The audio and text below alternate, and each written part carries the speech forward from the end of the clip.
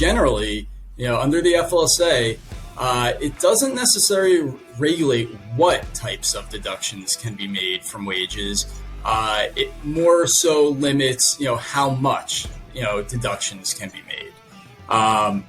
So, again, we're not considering state laws here. So, the main thing that the FLSA tells us about deducting anything from an hourly employee's wages is that generally deductions will be a violation of the FLSA if they bring the employee's hourly wage below the minimum wage.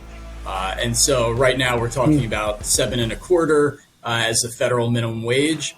And so, that's something where, if an employee is being paid at that minimum wage and you're going to take an otherwise permissible deduction from that person's pay, let's say for, the cost of a meal, you're going to be limited if they're right at the minimum wage. So, if someone's paid $7.75, all right, then you have 50 cents per hour that you could deduct while keeping them above the minimum wage.